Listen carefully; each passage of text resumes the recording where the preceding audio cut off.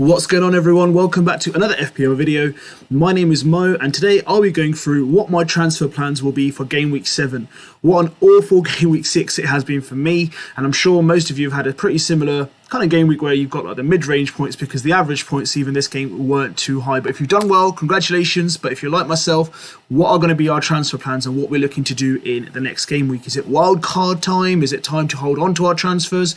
Are we patient, or do we make that odd one or two transfers just to add a bit more spice and a bit more depth to our squad? So we'll go through all of that today. If you guys are new around here, give us a like, and if you haven't hit that subscribe button, hit that subscribe button. It's absolutely free, and join the FPL INKLING family. So let's review how Game Week 6 went for me overall. Nothing much to review about. It was an absolute disaster.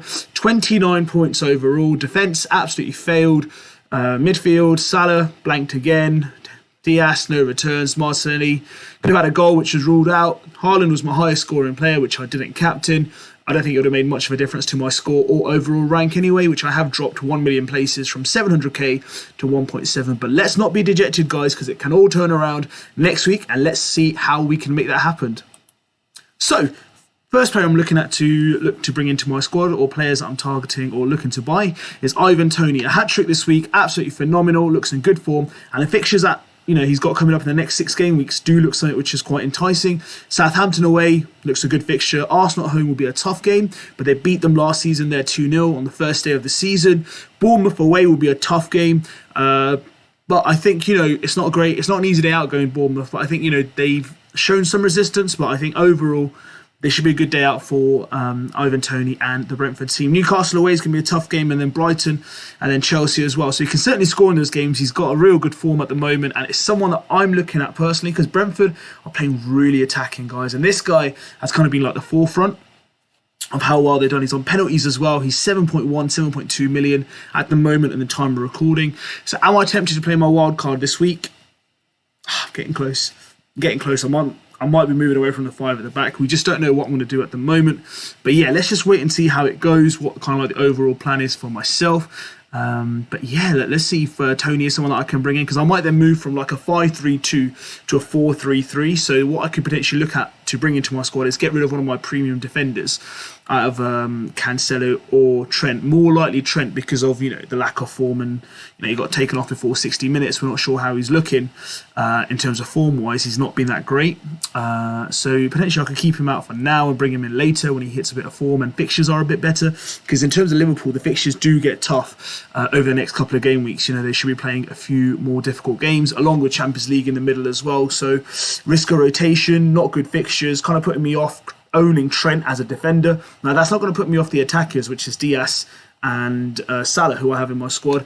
But in terms of defensively, I haven't seen what I was looking for from Trent Alexander-Arnold. So maybe there could be a change to a 4-3-3. So I could have 3 strikers up front, 4 defenders and 3 midfielders. So keeping that in mind, I could play the wild card this week. The next player I'm looking to bring in is Kieran Trippier. This guy's been on my watch list for, let's say, the last couple of weeks. This was the game week that I was looking to bring him into my squad. Now, what Trippier adds to your team, I'd say, as a balance, is you've got a player who's playing regularly, unless he's injured, in a Newcastle team who've done well defensively, to be fair. They got another clean sheet this weekend, unlucky not to win the game.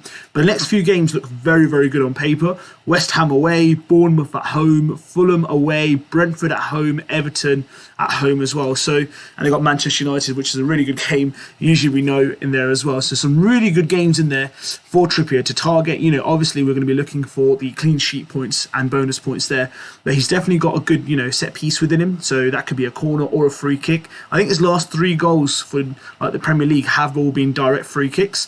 Direct meaning that he scored literally from a free kick without anyone having any influence on that shot. So we can always be hopeful for that from Kieran Trippier. But overall, he adds a lot of balance to, I think, FPL as well, because he's a 5 million or a 5.2, depends on when you brought him into your squad, £1 million player. But he adds a lot of versatility to your squad. You can also target fixtures. So if you have players like, like Trent playing a difficult team like Manchester City, let's say Perisic is a better example for next week. Perisic plays Manchester City next week. If you have Trippier as like a 5th defender or another defender, you could actually move from the 5 at the back to 4 at the back and play like an Andreas or another 4.5 mil or 5 mil midfielder that you have in your squad.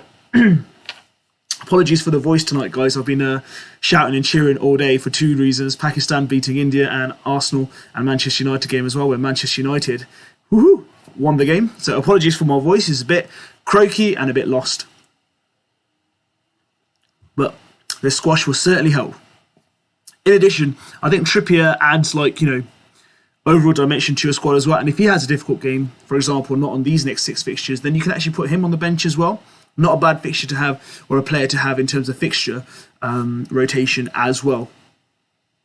And then we move on to Marcus Rashford. So Manchester United have been on a really good run recently. So 3 back-to-back victories after first 2 losses. Now, what have we learnt about Manchester United this game week? So there's a lot of potential in their attack. It's just about getting the right ones in. So Rashford had another fantastic game, a few returns for him. He looks good, playing in the right position for me now. What's added to the team as well? We've got Anthony, who got a goal on debut, so I want to see a bit more around him. But I'm definitely looking at Rashford around that £6.5 million mark, who looks really good. In terms of fixtures for Manchester United, they're not too bad either for the next, like, you know, at least 3 out of the next 6 game fixtures. Crystal Palace, Leeds and Everton are good to target. Manchester City at the Etihad will be a tough game. But he scored there before, so there's no reason why he can't score there again. Newcastle at home will be a tasty fixture, and then Tottenham Hotspur at home. So United have some really good games coming up, along with the Europa League. So workload management will be quite essential. How often will he play? What minutes he'll get? Because United are lucky and fortunate enough to have, you know, depth in their squad. So they've got Ronaldo on the bench, for example. Sancho is playing in the midfield at the moment, so he can be rested or rotated. So plenty of players at the moment are available for Manchester United. But if you've got Rashford in your team for around £6.5 million, 6.3 mil, it's not actually much of a risk if he does get benched. So I think overall, United, there's a lot to look forward to. Anthony's someone that I've looked at as well. He got 58 minutes, got the goal, the opening goal of the game. Looked quite attacking, quite aggressive, and really added some, you know, strength to Manchester United, especially on the right-hand side. So he looks quite promising. So overall, at the moment from United, for me, if you are going to be looking to bring any United asset in, then I think Marcus Rashford does seem the kind of, like, you know, most favourable choice at the moment.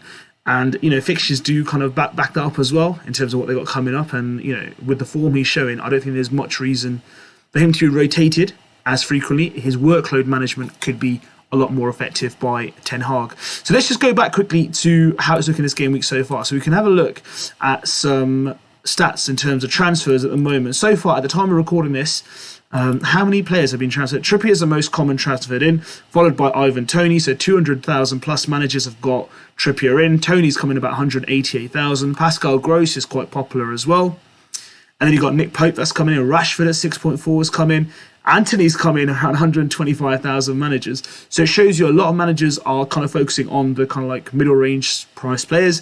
Wilfred Zaha's up there again. McAllister at 5.5 mil. He's done phenomenal. 36 points so far. Another great week from McAllister. 14 points. 3 out of his 6 games are double pointers. So if you own him, absolutely fantastic. Now let's look at players who are potentially being out of favour. Rodrigo, for obvious reasons because of injury. Salah and Trent are quite high, to be fair, and that's what's kind of like putting me on the edge to get them out, like at least get Trent out for the time being. Otherwise, you know, Mendy's got potential injury. Perisic due to rotation. So we've had quite a bit in terms of movement. Cucurella's been quite popular. I've taken him out myself for this game week. But overall, we can see that there's a lot of players that are being moved away from. So potentially, is Salah like now not essential? That's the kind of main question. Is Salah essential? Do we move away from the template? Do we move away to, like, you know, 4-4-2, 4-3-3, 3-4-3? What are you thinking? Where are you going to be putting your budget into? And what is your team going to be looking like? So potentially I could take my budget out of Alexander-Arnold and Gabriel.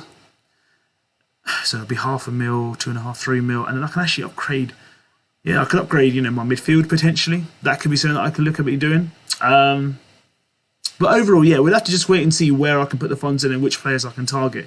But that's what it's looking like in terms of like the game week so far. So at the moment, the kind of 2 main questions people are asking themselves: do we stay with 5 at the back? Overall, you know, we've had one good game week in game week. I think it was 3 or 4, which was good at the back. Then we had a bad game week of the, you know, being big at the back. Then we had a good last week where being big at the back was good, and now we've had a bad game week again, which is for being big at the back. So there's a lot of inconsistency, but I think, is that strong enough for us to move away from this template? I don't know. I think this is the most tempted I've been to hit my wild card, and I'm in game week 6, so I think I've done pretty well to remain patient. But how close am I to hitting it right now? Because I'm feeling that maybe I need to make a bit more of a firm decision around how my lineup and my team's going to look. So at the moment, guys, the wildcard isn't activated. So if it is going to be, it's potentially going to be a couple of transfers in there. The team's going to have a shake-up. I might even play the wild card, even with just like, 3 or 4 transfers because I don't want to take the hit. People might think, oh my God, why not take more? But I'm pretty satisfied with the rest of my squad. Edison, Cancelo, James, Salah, Diaz, Haaland, Jesus aren't going anywhere. And Martinelli, obviously. The only players that I'm looking at removing at the moment is probably Trent and probably someone off my bench to get in a better midfielder or a better striker for 7.5, 8 mil. And obviously Cucurella I'm looking to take out for Trippier as well. So that's the kind of overall consensus. Now, I could make this 2 transfers and take on -4. I don't even have to play the wild card for that. I've just realised. So I've got 2 free transfers taken over this week. Who knows, guys? I could take a -4 potentially at the moment. That's what I'm looking at. This is my immediate reaction, but we just don't know how it's going to look for me down the line. But yeah, that's what it looks like, guys. Those are the kind of transfer plans I have for Game Week 7. Do I play a wild card? Do I don't? But if I'm only playing 3 transfers, -4, let's see where that takes us. But anyway, thank you so much for joining and tuning in. If you guys haven't given us a like, please hit that like button. And if you haven't subscribed to FPL INKLING, please hit that subscribe button. We are growing absolutely quickly and the family continues to grow.